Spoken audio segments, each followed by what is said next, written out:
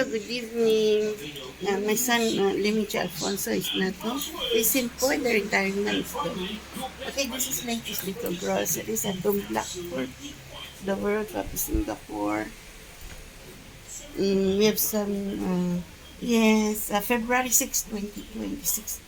We have some golden ship dumpling here. Okay, two kinds. Okay. Just now, it's only $41 something.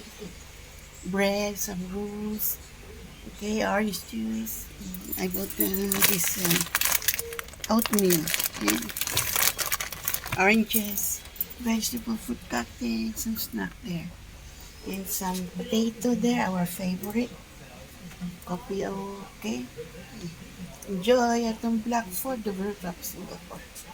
Little groceries. Enjoy, folks. Singapore.